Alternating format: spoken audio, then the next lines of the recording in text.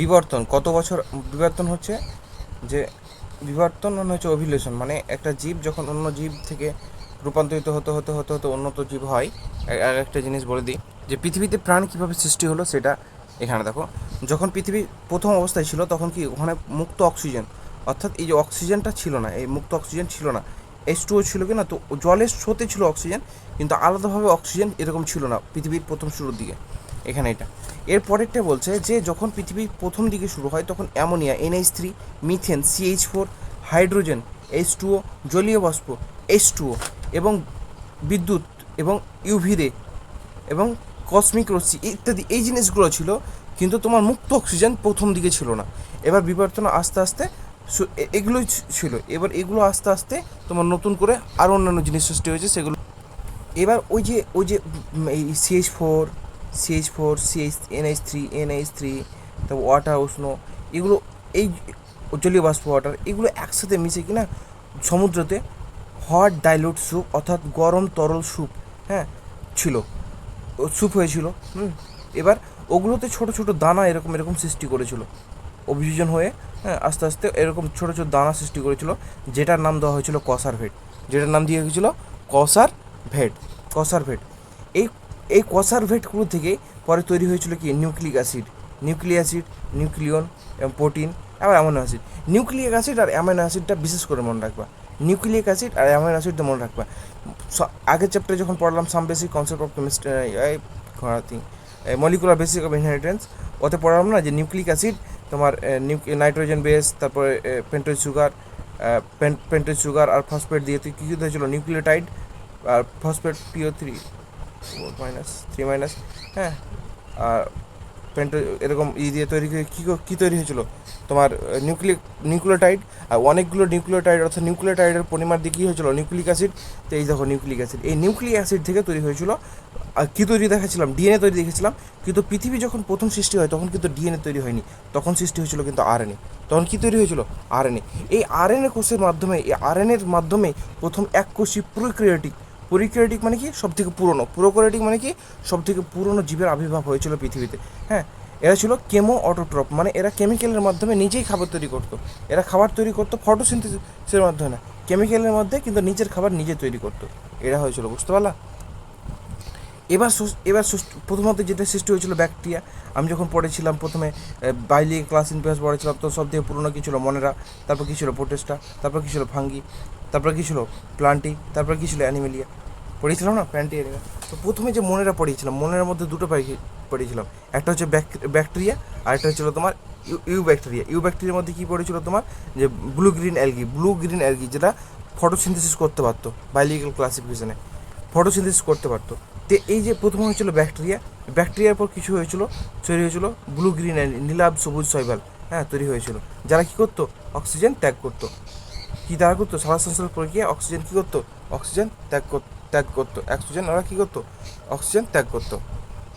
এরপরে সৃষ্টি হয়েছিল ইউক্যারিওটিক ইউনিসেলুলার, এগুলো ইউনিসেলুলার ছিল কিন্তু প্রোক্যারিওটিক। এরপরে কী ছিল ইউনিসেলুলার ছিল ইউক্যারিওটিক, যেটাকে নাম দিয়েছিলাম আমরা প্রতিষ্ঠা, যেটার নাম কী দিয়েছিলাম প্রতিষ্ঠা। প্রতিষ্ঠার পর তৈরি হয়েছিল শৈবাল অর্থাৎ ফাঙ্গি, প্রতিষ্ঠার পর তৈরি হয়েছিল বহুকোষী অর্থাৎ বহুকোষী ফাঙ্গি তৈরি হয়েছিল, বহুকোষী শৈবাল অর্থাৎ ফাঙ্গি, ছত্রাক তৈরি হয়েছিল, ফাঙ্গি তৈরি হয়েছিল। তারপর মানে ফাঙ্গি যেটা হচ্ছে তৈরি হয়েছিল, তারপর ওইগুলো আবার বহুকোষী তৈরি হয়েছিল। প্রথম যেটা বহুকোষী হয়েছিল সেটা হচ্ছে ভলবক্স, সেটা কি ভলবক, এটা শৈবাল অ্যালগির। যখন প্লান্ট কিংডম পড়লে ওতে ছিল, প্লান্ট কিংডমের প্রথম ছিল, প্রথম হচ্ছে অ্যালগি, হ্যাঁ, প্রথমে অ্যালগি অর্থাৎ শৈবাল, তারপর হচ্ছে ব্রায়োফাইট, তারপর টেরিডোফাইট, হ্যাঁ, তারপর জিমনোস্পাম, তারপর হচ্ছে অ্যাঞ্জিওস্পাম। তাহলে কি প্লান্ট কিংডমের এক একটা পর্ব। তো প্লান্টের এই যে বহুকোষী অ্যালগিটা তৈরি হয়েছিল ভলবক্স নামে বহুকোষী অ্যালগি তৈরি হয়েছিল। মানে আস্তে আস্তে এটাতে অত কিছু মনে রাখার দরকার নেই, মানে কীভাবে এই যে মনেরা থেকে প্রতিষ্ঠা, তার ফাঙ্গিতে প্রোক্যারিওটিক, তারপর কি প্লান্টি, তারপর অ্যানিমেলিয়া, এটা এই ধাপগুলো মনে রাখতে হবে। আরেকটা মনে রাখার দিকে প্রথমে যখন কিছু ছিল না তখন কী ছিল, এই তিনটে ছিল মিথেন, অ্যামোনিয়া আর ওয়াটার, আর এগুলো দিয়ে কী হয়েছিল ছোটো ছোটো কণা তৈরি হয়েছিল, যেটার নাম হয়েছিল কসারভেট।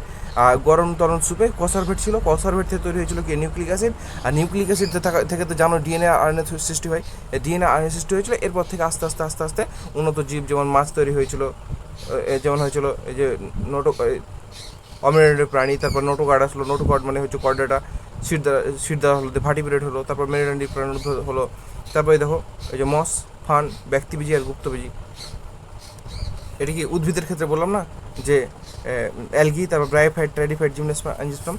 তো ওইটি বলেছে। দেখো মস মানে হচ্ছে ব্রায়োফাইট। প্রথমত শৈবাল এই যে হ্যাঁ দেখা যাচ্ছে। প্রথমত শৈবাল মানে হচ্ছে অ্যালগি, তারপর মস মানে হচ্ছে ব্রায়োফাইট, ফার্ন মানে হচ্ছে ট্রেডিফাইট, এই যে ট্রেডিফাইট। তারপর হচ্ছে জিমনোস্পার্ম, ব্যক্তবীজি মানে জিমনোস্পার্ম। মানে এরা কি ব্যক্ত মানে প্রকাশ করা, মানে এদের বীজগুলো যেটা হচ্ছে সেটা বীজগুলো দেখা যায়। এদের বীজগুলো কি উলঙ্গ অবস্থায় থাকে, ন্যাক্ট জীব, মানে উলঙ্গ অবস্থায় থাকে বা ন্যাক্ট সিড বলা হয়, যেটা এবার নিটে এসেছিলো। এবার আর এটা হচ্ছে তারপর হচ্ছে গুপ্তবীজি। মানে এটা হচ্ছে তোমার অ্যাঞ্জিওস্পার্ম। এই কি উদ্ভিদের উৎপন্ন হলো। তারপরে তোমার বলছে যে মাছ থেকে উভচর প্রাণী উৎপন্ন হলো। মাছ থেকে উভচর, অ্যাম্ফিবিয়া। প্রথমে ফিশ থেকে অ্যাম্ফিবিয়া থেকে সরীসৃপ, তারপরে এরকম আস্তে আস্তে চলতে থাকছে। স্তন্যপায়ীর মধ্যে গরিলা আর শিম্পাঞ্জি প্রথমে স্তন্যপায়ী, যারা দুধ পান করে, হ্যাঁ, ওরা হচ্ছে স্তন্যপায়ী। ওদের মধ্যে গরিলা আর শিম্পাঞ্জি। তারপর কালের পরিবার আস্তে আস্তে সবশেষে মানুষের উৎপত্তি হয়েছিল। এই যে এখানে একটা সব থেকে ছকের আগে দিয়েছে। পৃথিবী সৃষ্টির প্রথম দিকে জীবনের উৎপত্তি হয়েছিল, এককোষী জীবের উৎপত্তি হয়েছিল। তারপরে সালোকসংশ্লেষকারী ব্যাকটেরিয়ার পরিবেশের অক্সিজেনের সূচনা করেছিল, যেগুলো ব্লু গ্রিন আর কি, নীলাভ সবুজ ব্লু গ্রিন আর কি। তারপর বহুকোষীর উৎপন্ন, যেমন ভলবক্স বহুকোষী উৎপন্ন হয়েছিল। তারপর মাছেদের মতো মেরুদণ্ডী প্রাণী উৎপন্ন হয়েছিল। তারপর আস্তে আস্তে কি বিরুৎ, গুল্ম আর বৃক্ষ, মানে ট্রিসার ভার্ব যেগুলো হচ্ছিলো, বিরুৎ, গুল্ম আর বৃক্ষ, উদ্ভিদের যেগুলো ভাগগুলো আছে ওগুলো উৎপন্ন হয়েছিল। তারপরে পৃথিবীতে নতুন বাসস্থান উদ্ভব হয়েছিল। তারপরে কি চার পায়ে মেরুদণ্ডী প্রাণীদের উভচর প্রাণী, যারা ডাঙায় থাকতো এবং জলে থাকতো। তারপর ডাঙায় অভিযোজন হলো। তারপর সরীসৃপ আসলো, যারা বুকে ভর দিয়ে চলে, তাদের সরীসৃপ হলো। এবার সরীসৃপ কি, যারা আকাশে উড়ে তারা পক্ষী, তারা হচ্ছে পক্ষী। আর তারপর হচ্ছে স্তন্যপায়ী, যেমন মানুষ, যারা সন্তান প্রসব করে এবং দুধ দেয়, তারা হচ্ছে স্তন্যপায়ী। এবার কিছু কিছু কানেক্টিং লিঙ্ক আছে, যাদের মধ্যে পক্ষীরও বৈশিষ্ট্য আছে আর স্তন্যপায়ী বৈশিষ্ট্য আছে। ওদেরকে কানেক্টিং বলে, সংযোগ স্থাপনকারী জীব বলা হয়। দুটি পর্বের মধ্যে সংযোগ স্থাপন আজকে পড়াবো, দেখবা। এই ছোট্ট মনে রাখবা যে মানে এই ছোট্ট মাঝে মাঝে কাজে লাগে যে কীভাবে জীবনের উৎপত্তি হলো। জিও সৃষ্টি, প্রথমে জীবনের উৎপত্তি প্রথমে এককোষী, তারপর এককোষী থেকে অক্সিজেন ত্যাগ করে ব্লু গ্রিন এগুলো এককোষী। তারপর বহুকোষী, ধরুন যেমন ভলবক্স তৈরি হলো। তারপর ভলবক্সের পর তোমার উদ্ভিদ তৈরি হলো। উদ্ভিদের পর মাছ থেকে তোমার উভচর হলো। উভচর থেকে ডাঙায় উঠতে শুরু করলো। তো সরীসৃপ বুকে ভর দিয়ে চলতে হলো। তারপর পাখি আর স্তন্যপায়ী, আর পর মানুষ। আর মানুষের আগে তৈরি হয়েছিল প্রথম শিম্পাঞ্জি আর গরিলা। স্তন্যপায়ীদের প্রথম দিকে যেটা তৈরি হয়েছিল সেটা হচ্ছে শিম্পাঞ্জি আর গরিলা। আর এইখানে একটা জিনিস মনে রাখতে হবে যে পৃথিবী যখন প্রথম শুরু হয়েছিল তখন অক্সিজেন মুক্ত অবস্থায় ছিল না। এটা একটা অক্সিজেন মুক্ত অবস্থায় ছিল না। আর দ্বিতীয়ত প্রথমে যে কী ছিল, CH4, মিথেন, অ্যামোনিয়া আর জলীয় বাষ্প। নর্মাল জল নয়, জলীয় বাষ্প, একদম বাষ্পভূত গরম জল, একদম হট ডাইলুট স্যুপ, একদম বহুত গরম। এটার নাম ছিল, যেটা ওই এখানে ছোটো ছোটো দানা সৃষ্টি হয়েছিল, যেগুলো নাম দিয়েছিল কসারভেট থেকে তৈরি হয়েছিল নিউক্লিক অ্যাসিড আর অ্যামাইনো অ্যাসিড। নিউক্লিক অ্যাসিড প্রচুর হচ্ছে অ্যামাইনো অ্যাসিড থেকে তৈরি হয়েছিল নিউক্লিক অ্যাসিড। আর নিউক্লিক অ্যাসিড থেকে তৈরি হয়েছিল আরএনএ থেকে হয়েছিল জীব। কারণ বৈশিষ্ট্য বহন করার জন্য, একটা জীব থেকে একটা জীবের বৈশিষ্ট্য বহন করার জন্য কি জেনেটিক ম্যাটেরিয়াল তো লাগবে। এই জেনেটিক ম্যাটেরিয়াল তৈরি হয়েছিল তখন কি এই জীবের যা বৈশিষ্ট্য পরবর্তী জীবে ট্রান্সফার হয়েছিল, এবং কিছু অভিযোজন ও মিউটেশনের ফলে নতুন কিছু আবির্ভাব হয়েছিল। এটা হচ্ছিল কি, তাই আরএনএ উৎপন্ন করা ছিল, মানে জরুরি ছিল। বলো তো প্রথমে ডিএনএ কেন উৎপন্ন হয়নি? ডিএনএ উৎপন্ন হলে কী হতো? ডিএনএ হচ্ছে মোর স্টেবল, এরা কি পরিবর্তন সহজ হয় না। যেহেতু মোর স্টেবল, পরিবর্তন সহজ হয় না, ওই জন্য প্রথমে সৃষ্টি হয়েছিল আরএনএ। কী হয়েছে এবার একটা জিনিস শিখে, এটা হচ্ছে 10, হ্যাঁ, একটা শূন্য লাগালে হয় 100, আরেকটা শূন্য লাগালে 1000, আরেকটা শূন্য লাগালে কী হয়ে যায় 10,000, আরেকটা শূন্য হলে কী হয় 1,00,000, 1,00,000 হয়ে গেল।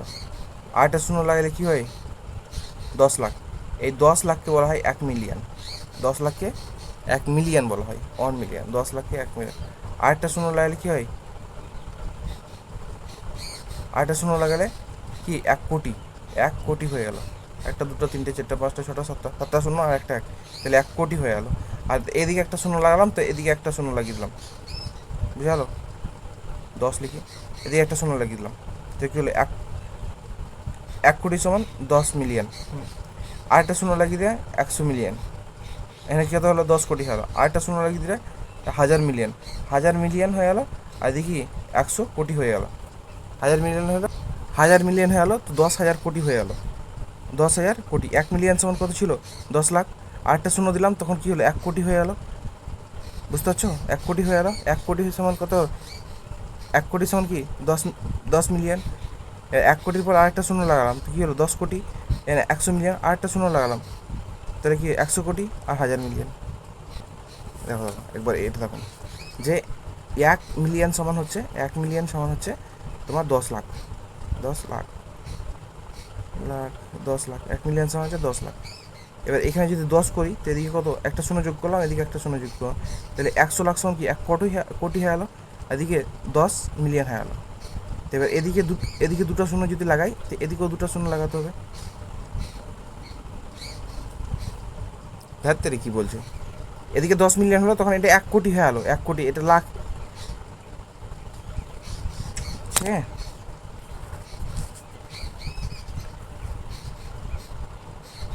10 লাখ যখন ছিল তখন ছিল 1 মিলিয়ন। হ্যাঁ, 10 লাখ যখন ছিল তখন 1 মিলিয়ন। এবার 100 লাখ হলো, তো হলো 10 মিলিয়ন। হ্যাঁ, 100 লাখ হলো তো 10 মিলিয়ন। তো 100 লাখটাকে বলে 1 কোটি সমান, 100 লাখটা 1 কোটি সমান 10 মিলিয়ন। বুঝা গেলো?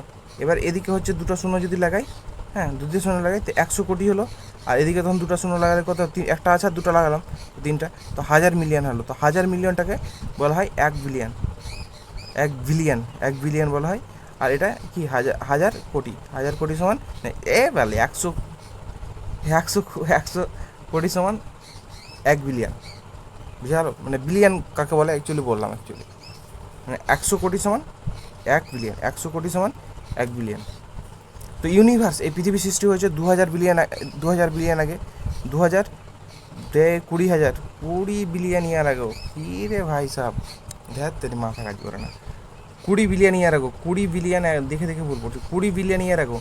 20 যদি হয় তো 20, 1 বিলিয়ন সমান কত? 100 কোটি সমান কত? 100, ঠিক আছে, 2000 কোটি বছর আগে, 2000 কোটি বছর আগে, তাও তো ভুল হয়নি, ঠিক আছে। 2000 কোটি বছর আগে ইউনিভার্স তৈরি হয়েছে। এই যে আমরা এই যে ইউনিভার্সে গ্যালাক্সিতে বাস করি, এটা 2000 কোটি বছর আগে তৈরি হয়েছে, যেটাকে 2000 বিলিয়ন ইয়ার আগে বলা হচ্ছে। আর্থ যেটা বলা হচ্ছে, আর্থটা হচ্ছে 4.5, মানে হচ্ছে 450, 450, 100 দিয়ে গুণ করো 450, 10 দিয়ে গুণ করবে, 100 দিয়ে গুণ করো, দেখবে 450, 450 কোটি বছর আগে। 100 দিয়ে গুণ করতে হচ্ছে, দেখো 1 বিলিয়ন সমান 100 কোটি, 450। মানে দুটোই কোশ্চেন আসতে পারে, এখন তো বলছি যে কোটি দিয়ে কোটি দাও, তো কি 450। অকুশি শিশু হয়েছিল 300 কোটি বছর আগে, 100 দিয়ে গুণ করো, 3 বিলিয়ন আগে, 300 কোটি বছর আগে। প্রথম কোষ তৈরি হয়েছিল 2 বিলিয়ন বছর আগে, 200, যদি কোটিতে জিজ্ঞেস করে তো 200 কোটি বছর আগে।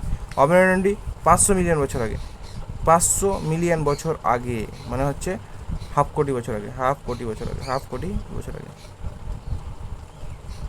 500 মিলিয়ন, 1/2 কোটি বছর। চোয়ালবিহীন মাছ 350 মিলিয়ন ইয়ার আগে, চোয়ালবিহীন মাছ 350 মিলিয়ন। এ দেখো এইগুলো তো বিলিয়ন আছে, এগুলো তো বিলিয়ন, বিলিয়ন আছে, এগুলো তো মিলিয়ন, মিলিয়ন ইয়ার আগে হয়েছিল, চলবিহীন মাছ তৈরি হয়েছিল।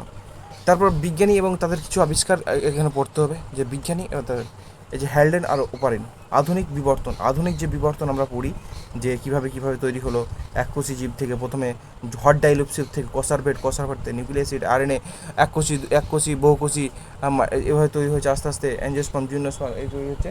তো এগুলো হচ্ছে আধুনিক বিবর্তন, এগুলো হ্যান্ডেন আর ওপারেন আবিষ্কার করেছিল। হ্যালডেন প্রথমে নাম করেছিল হট ডাইলুপসিড। হট ডাইলুপসিড চিহ্নিতকরণ কে করেছিল? হ্যালডেন বলেছিল যে হট ডাইলুপসিড অর্থাৎ গরম তরল স্যুপ। পাস্তুর কী করেছিল? ভ্রূণতত্ত্ব। হ্যাঁ, পাস্তুর কী করেছিল? ভ্রূণতত্ত্ব দিয়েছিল। পাস্তুর দিয়েছিল, আর্নেস্ট হেগেল দিয়েছিল বায়োজেনেটিক ল। আর্নেস্ট হেগেল দিয়েছিল বায়োজেনেটিক ল। আর্নেস্ট হেগেল দিয়েছিল বায়োজেনেটিক ল। আর্নেস্ট হেগেল দিয়েছিল মিউটেশন থিওরি দিয়েছিল হুকো দ্য ভ্রিস। মিউটেশন থিওরি দিয়েছিল। ডারউইন দিয়েছিল, চার্লস ডারউইন দিয়েছিল প্রাকৃতিক নির্বাচনের। আর ল্যামার্ক দিয়েছিল অর্জিত বৈশিষ্ট্য। ল্যামার্ক দিয়েছিল অর্জিত বৈশিষ্ট্য, মানে ও বলেছিল যে কোনো মেয়ে যদি গলায় রিং পড়ে যদি গলা লম্বা করে, তো আর মেয়েগুলো লম্বা হবে। জিরাফ উঁচু গাছের পাতা খেতে খেতে গলা লম্বা হয়েছে, তো এটা কি অর্জিত বৈশিষ্ট্য, এবং পরবর্তী প্রজন্মতে হয়েছিল, কিন্তু অ্যাকচুয়ালি এমন হয়নি, পরে দেখা হয়েছিল। চাষ ডালিও দিয়েছিল প্রাকৃতিক নির্বাচন, আর যে প্রাকৃতির সাথে বেশি করে মানিয়ে নিতে পারবে তার নির্বাচন হবে। এই জিনিসটা একবার দেখে নাও যে এরকম একটা সিস্টেম তৈরি করেছিল উরে আর মিলার। হ্যাঁ, উরে আর মিলার এরকম একটা পরীক্ষা তৈরি করেছিল। হ্যাঁ, সেটা হচ্ছে উরে আর মিলার পরীক্ষা, এক্সপেরিমেন্ট তো পরীক্ষা তৈরি করেছিল, যে এখানে একটা সিস্টেম নিয়েছিল আর সিস্টেম তৈরি করেছিল একটা, এতে জল ভরে দিয়ে বহু তাপ দিয়ে ফুটিয়েছিল, ফুটন্ত জল তাপ দিয়ে ফুটালো, বাষ্প হয়ে এখানে গেল। এই যে এখানে দেখো পরিবেশে প্রথমে কী ছিল, CH4, NH3, H2 আর হাইড্রোজেন, এগুলো প্রথমে প্রথমে তো ছিল। এখানে কী ছিল না, মুক্ত অক্সিজেন ছিল না, এটা বারবার বলছি, কোশ্চেন আসে, মুক্ত অক্সিজেন ছিল না, এগুলো ছিল। এগুলো কি বহুত ছিল। এ কী করলো, একটা তড়িৎ দাঁত দিয়ে দিল, বললো না বিদ্যুৎ ছিল, বললাম না ওখানে একটা বিদ্যুৎ ছিল, ওই জন্য কী দিল, তড়িৎ দাঁতের বিদ্যুৎ দিয়ে দিল ওর ভিতরে। এবার এদের ভিতরে যে গ্যাসগুলো তৈরি হলো, ওগুলো এই যে উষ্ণ জল গ্যাসগুলো তৈরি হলো, এবার উষ্ণ যে জলটা দিয়ে না, তো এটা এই সিস্টেম দিয়ে বেরিয়ে যেত, আর এর মধ্যে দিয়ে পৃথিবীতে আস্তে আস্তে আস্তে আস্তে কি যে ঠান্ডা হয়েছিল, এটা তো জানি। তো এই জন্য শীতল জলের প্রবেশ করা হয়েছিল এখান থেকে আস্তে আস্তে, বৃষ্টির ফলে যে শীতল জলগুলো হতো, তো বৃষ্টির জন্য ওই শীতল জলগুলো দেওয়া হয়েছিল। তো আস্তে আস্তে এটা দিয়ে নেমে এই যে এই পাত্রটাতে কিছু কিছু জিনিস যেটা হয়েছিল, সেটা হয়েছিল তোমার অ্যামাইনো অ্যাসিড তৈরি হয়েছিল, কিছু যৌগ মিশ্রিত জল, অর্থাৎ অ্যামাইনো অ্যাসিড তৈরি হয়েছে, অ্যামাইনো অ্যাসিড তৈরি হয়েছিল। অ্যামাইনো অ্যাসিডগুলো বহুতটি, এখানে দেখো বহুতটি দেওয়া আছে, তো শুধু মনে রাখতে হবে গ্লাইসিন, অ্যালিনিন আর এই যে অ্যাসপার্টিক অ্যাসিড। এনসিআরটিতে 3টা আছে, এখন যদি কোশ্চেন হয় এন্ট্রান্স এক্সামের জন্য এই 3টে হবে, গ্লাইসিন, অ্যালিনিন, অ্যাসপার্টিক অ্যাসিড। তাও দেখে নাও, glycolic acid, lactic acid, succinic acid, formic acid, acetic acid, urea, আরও অনেক যৌগ ছিল এখানে। হ্যাঁ, তারপরে অ্যাডেনিন পাওয়া গেছিলো, নাইট্রোজেন বেস হ্যাঁ ছিল। কিন্তু বেশি বিষয় হচ্ছে যে এই 3টা এনসিআরটিতে আছে, গ্লাইসিন, অ্যালানিন আর aspartic acid, glycine, alanine, aspartic, আর এটা থেকে বেশি কোশ্চেন হয়। হ্যাঁ, আর এই যে আরেকটা জিনিস এখানে যে CH4, NH3, আর এটার তাপমাত্রা 800 ডিগ্রি সেন্টিগ্রেড হবে। হ্যাঁ, আরেকটা জিনিস CH4, NH3, এটা কী করে সাজাবা, জলীয় বাষ্প তো থাকবে, তো জলীয় বাষ্পের অনুপাতটা কোনো জায়গায় জিজ্ঞেস করে না, শুধু জিজ্ঞেস করে যে এই যে CH4 প্রথমে দেখো H4টা, তারপর NH3, H3টা, তারপর হচ্ছে H2, H হচ্ছে 2টা। তো এইচের সংখ্যা অনুযায়ী সাজাবা, প্রথমে H বেশি তো H বেশি দিবা, তারপর H একটু কম তো H কম দিবা, তারপর হচ্ছে আরও কম তো দিবা, তারপর 2 to 1 দিয়ে দেবা, 2 to 1 দিয়ে দেবা। বড়ো থেকে ছোটো সাজাবা, বড়ো কোনটা, 4টা আছে 4টা দিবা, 3টা আছে 3টা দিবা, একটা দিবা, অনুপাত 2 to 1 দিয়ে দেবা, 2 to 1 এমন না, এরকম দিও না, 2-1-2 দিয়ে দিও না, 2-1-2 দিয়ে দিও না, 2 to 1 দিবা, 2 to 2 মানে ডাইরেক্ট জিজ্ঞেস করে নিতে পারে যে কী অনুপাতে ছিল, যদি ডাইরেক্ট CH4 দিয়ে দিতে পারে, তো যদি 1 অনুপাত দিয়ে দাও তো ভুলে যাবে। আর এই দুটোর ক্ষেত্রে সমান, তাই বড় থেকে ছোটো সাজাবে, 2 to 1 দিয়ে দেওয়া বাস। ল্যামার্ক ভাই সাহেবকে একটু দেখে নাও। ল্যামার্ক যেটা বই লিখেছিল ওটা হচ্ছে ফিলোজফি জুলজি। তিনি বলেছিল যে পরিবেশের প্রভাবে কী হয়, পরিবর্তন হয় মানুষের মধ্যে, পরিবেশ কেমন হবে তা ওই হিসেবে অভিযোজন হবে, অঙ্গের অপব্যবহার করলে এরকম হবে। যেমন ও বলেছিল যে সাপের যে পূর্ববেশ ছিল, পা ছিল, ওরা কী করতো যে মানে গর্তে গর্তে যেত, তো ওদের ঢুকতে বেরোতে অসুবিধা হতো, ওই জন্য কি চলাফেরা করতে অসুবিধা হতো, ওই জন্য আস্তে আস্তে ব্যবহার করেনি বলে অবলুপ্ত হয়েছে। ও বলছে সাপের ছিল। এই যে যেমন হাঁসের দেখবা পাগুলো জোড়া থাকে, ওকে লিপ্তপাত বলা হয়। হ্যাঁ, তো ওগুলো বলেছিল যে ওরা বেশি ব্যবহার মানে সাঁতার কাটার জন্য অমন হয়েছে। হ্যাঁ, আর ওটা আস্তে আস্তে মানে এই যে অর্জিত বৈশিষ্ট্য উত্তরাধিকার, মানে যখন পেট থেকে যখন নতুন সন্তান হয়েছে তখন যে বৈশিষ্ট্যটা হয়েছে সেটা পরবর্তী চলে গেছে। যেমন একটা উঁট প্রথমে গলা ছোটো ছিল, ঘোড়ার মতনই ওই গলা ছিল, এবার ওরা জঙ্গলে থাকার কারণে উঁচু গাছের পর্দা খেয়েছে, যে খেতে একটা একটু উঁচু হয়েছে, তারপর একটা উঁচু হয়েছে, তারপর একটা উঁচু হয়েছে, দিয়ে এইভাবে কী করে নতুন প্রজাতি সৃষ্টি হয়ে গেছে। ল্যামার্ক এগুলো বলেছিল। হ্যাঁ, এই যে বলেছিল দেখো, এই যে হাঁসের ক্ষেত্রে দেখো, যে হাঁসের এই যে পাগুলো জোড়া থাকে না, ও যে এগুলো জলে সাঁতার কাটার জন্য এরকম লিখতে হয়ে যায়। সাপে পূর্বপুরুষের পা ছিল, কিন্তু কী হয়েছে, ভূগর্ভস্থ চলনের ফলে এদের সাপের পাখি নষ্ট হয়ে গেছে, এগুলো বলেছিল। জিরাফ আগে ঘোড়ার মতো প্রথমে গলা ছিল, আস্তে আস্তে উঁচু গাছের পাতা খেতে মানে গলা কি লম্বা হয়ে গেছে। উঁট পাখির প্রথমে ডানা ছিল, ওরা উঠতে পারতো, কিন্তু ওরা ডানার ব্যবহার না করার ফলে কী হয়েছে, ব্যবহার না করার ফলে ডানা লুপ্ত হয়ে গেছে, দিয়ে উঠতে পারতো না। এবার ল্যামার্ক যেহেতু এগুলো বললো যে বাপ মায়ের যে থাকবে ওই বৈশিষ্ট্যগুলো, মানে অর্জিত বাপ মায় যদি জন্মগত থাকে সেগুলো আলাদা। হ্যাঁ, ডিএনএগত যদি থাকে হ্যাঁ, তো জিএনএগত শাখাতে আলাদা। কিন্তু ধরো কেউ বৈশিষ্ট্য করলো, কেউ ধরো জিম করে বডি করলো, একদম বডি বিল্ডার করলো, তাহলে আমার বলছে যে যেহেতু ওই জিম করে বডি করেছে, তাহলে ও ছেলের জিম করে বডি যা ছেলেও যে যে হবে ওগুলো বডি বিল্ডার হবে, ও বলছে। তো এই কথাটা ভাইসম্যান, দেখো ভাইসম্যান বলে একজন বিজ্ঞানী ছিল, ওর পছন্দ হয়নি। ও তখন কী করলো, একটা ইঁদুর নিল, এবার ওই ইঁদুরটাকে লেজ কেটে দিল, দুটো ইঁদুরের, ছেলে ইঁদুর আর মেয়ে ইঁদুরের লেজ কেটে দিল। লেজ কেটে দেওয়ার পর ওদেরকে প্রজনন করালো। লেজ কাটা মানে কি, লেজ কেটে দিল মানে কি, ওটা অর্জিত বৈশিষ্ট্য যে হাত কেটে লেজ কেটে গেল।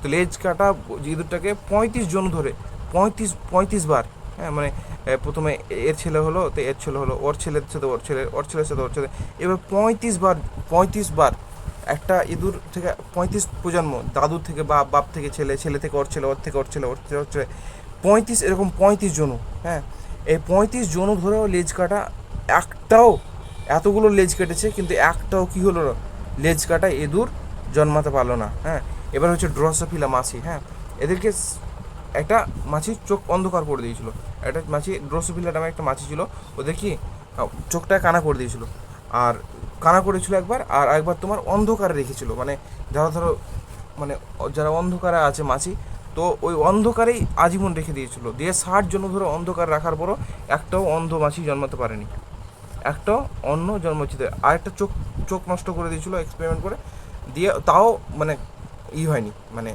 কানা মাছি একটাও অন্ধ মাছি জন্ম দেখায়নি। তাহলে কি, যে অর্জিত বৈশিষ্ট্য মানে জিনগত হয়ে যায় না, অর্জিত বৈশিষ্ট্য অর্জিত থাকে। আমার ধরো হাত কেটে গেল, হাত ধরো নাই, এমন নয় যে সন্তান জন্ম দিলে হাত থাকবে না, ওর হাত থাকতে পারে, এটা ডিএনএগত বৈশিষ্ট্য না, এটা অর্জিত বৈশিষ্ট্য। অর্জিত বৈশিষ্ট্যের কোনো প্রভাব পড়ে না। হ্যাঁ, আমরা যেটা পৃথিবীতে পাই, হ্যাঁ নতুন করে মানে ওটা অর্জিত বৈশিষ্ট্য, ওই অর্জিত বৈশিষ্ট্যের কোনো প্রভাব পড়ে না। এরপরে আসলো এক ভাই সাহেব, জানা হচ্ছে ডারউইন, নাম তো শোনাই হোগা। এ হচ্ছে ডারউইন। ডারউইনের যে জাহাজটা ছিল সেটা হচ্ছে HMS ব্রিগেল, একটা জাহাজ ছিল HMS ব্রিগেল, একটা ব্রিগেল নামে একটা জাহাজ ছিল। তিনি বিভিন্ন আটলান্টিক মহাসাগরের একটা দ্বীপপুঞ্জে তিনি কী করেছিলেন, মানে দেখেছিলেন, মানে পর্যবেক্ষণ করতে গিয়েছিলেন। তিনি যেগুলো দিয়েছিলেন, সে যে সবথেকে বেশি পপুলার, যদি তিনি যতগুলো নিয়ম দিয়েছিলেন তার মধ্যে সবথেকে পপুলার হচ্ছে প্রাকৃতিক নির্বাচন বা ন্যাচারাল সিলেকশন। তিনি একটি বই লিখেছিলেন, সেই বইটার নাম হচ্ছে on the origin of species by the means আর ন্যাচারাল সিলেকশন দেখতে পেলে বাস কোনো কথা নয়, ডারউইন স্যার। ন্যাচারাল সিলেকশন, প্রাকৃতিক নির্বাচক, বাস ডারউইন, আর কিছু দেখা যায় না। এবার হচ্ছে বিজ্ঞানী, এই বিজ্ঞানী ও তার কাজ করা দ্বীপ, মানে ও কোন দ্বীপে কাজ করতো। চার্লস ডারউইন বললাম যে একটা দ্বীপে কাজ করতো আটলান্টিকে, ওই দ্বীপটার নাম হচ্ছে গোলাপাগোস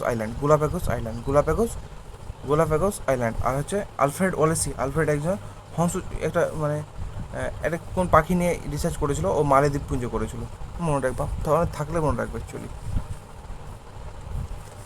আর একটা ছিল ভ্রূণ ঘটিত প্রমাণসমূহ, তত্ত্ব গঠিত, যে ভ্রূণ তত্ত্বটার ভিতরে অনেক যে ভ্রূণ, যে তাদের আমাদের যেমন সন্তান সৃষ্টি হয় তখন কি প্রথমে ভ্রূণ তৈরি হয়, একটা ভ্রূণ তৈরি হয় না, এরকম একটা ভ্রূণ তৈরি হয়, এরকম একটা ভ্রূণ তৈরি হয়। তো এই ভ্রূণ নিয়ে অনেকে রিসার্চ করেছিল, অনেক বিজ্ঞান। প্রথমত পাস্তুর আবিষ্কার করেছিল, ভ্রূণ তত্ত্ব নাম দিয়েছিল লুই পাস্তুর দিয়েছিল। এরপরে ভন বেয়ার আসলো, ভন বেয়ার নামে একটা বিজ্ঞানী এসেছিলো, ও নিয়েও এটাকে বহুত রিসার্চ করেছিল। এবার একে দেখে অনুপ্রাণিত হয়েছিল আর্নেস্ট হেগেলও হয়েছিল।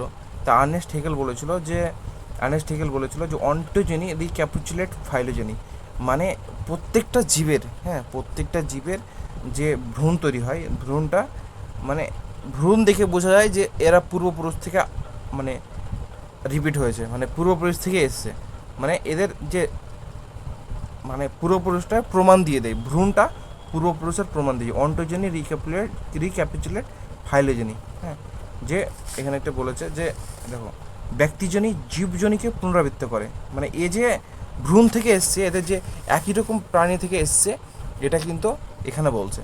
এগুলো কিন্তু মানে সায়েন্সিক্যাল অ্যাসপেক্ট, ধার্মিক অ্যাসপেক্ট কিন্তু না, না যে পৃথিবী এভাবে সৃষ্টি হয়েছে, মানুষ এভাবে সৃষ্টি হয়েছে, বাস এদের অনুমান বিজ্ঞানীদের। যে অন্টোজেনি রিক্যাপিচুলেট বা রিপিট ফাইলোজেনি, যে এরা যে একটা জীব থেকে তৈরি হচ্ছে, এদের ভ্রূণ দেখেই তা বোঝা যায়। এটা আর্নেস্ট হেগেল বলেছিল। হ্যাঁ, এটা অ্যাপ্রুভ করেছিল, প্রথমে ভন বেয়ার বলেছিল, ওকে অ্যাপ্রুভ করেছিল, পাস্তুর বলেছিল ভ্রূণতত্ত্ব নিয়ে আলোচনা পড়তে হবে, পাস্তুর বলেছিল। এবার ভন বেয়ার ওটা দিয়ে আবিষ্কার করলো, ওর ওপরে ইন্সপায়ার হয়ে আর্নেস্ট হেগেল অ্যাপ্রুভ করলো যে হ্যাঁ এমন হয়, অন্টোজেনি রিক্যাপিচুলেট ফাইলোজেনি। এবার কী করলো, কার্ল আর্নেস্ট ভন বেয়ার কী করলো, ডিসঅ্যাপ্রুভ করলো যে না এরকম কোনো ব্যাপার নেই। মানে অ্যাকচুয়ালি বুঝলা, কিন্তু এই পাস্তুর প্রথমে বললো যে ভ্রূণতত্ত্বের আবিষ্কার করতে হবে। এবার ভন বেয়ার করছিল, এবার কী করলো, এ বললো যে হ্যাঁ এমন করে হয়। তারপরে আর্নেস্ট হেগেল কী বললো, আর্নেস্ট হেগেল তখন এই মানে এটা বল দিল, প্রমাণ করে দেখালো। কীভাবে প্রমাণ করেছিল ওরা জানে, অন্টোজেনি রিপ্রোডাক্টিভ ফাইলোজেনি, মানে এদের ভ্রূণ দেখে বোঝানো যায়।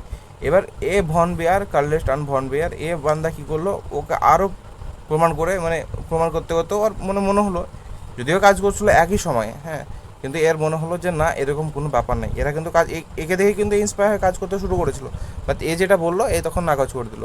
এবার হয়তো পছন্দ হয়নি বা কেন নাকচ করে ও জানে, কিন্তু এর ব্যাপারে আমাদের সিলেবাসে কিছু নেই কি কেন নাকচ করেছিল না। ও বলছিল মানে এর কথা হচ্ছে যে এই যে সব একই রকম দেখতে, কিন্তু এদের কিছু কিছু মানে মানে এই বলেছিল যে গলবিল অঞ্চলে ফুরকার খাঁজ একরকম থাকে, মানে কিছু কিছু এই যে খাঁজগুলো দেখাচ্ছিলো এগুলো একই রকম থাকে, বহুত জিনিস বলেছিল সেম থাকে, কিন্তু অ্যাকচুয়ালি বন বেয়ার নাকচ করেছিল। কেন করেছিল সেটা জানি না আমিও।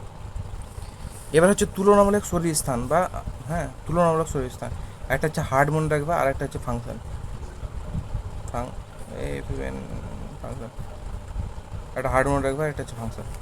হার্ড মানে তুলনামূলক হচ্ছে, আর এটা তুলনামূলক শরীর স্থান যেগুলো আছে সমস্ত সমস্ত অফিসারি এগুলো কোশ্চেন আছে, দেখবো অফিসারি কোশ্চেনগুলো আছে এখান থেকে হার্ড আর ফাংশন, এই দুটো জিনিস মনে রাখবা। এই যে হার্ড, HARD, হার্ড থেকে হচ্ছে হোমোলজি মানে হচ্ছে সমস্ত সম সম সংস্থ সংস্থ সমসমস্ত।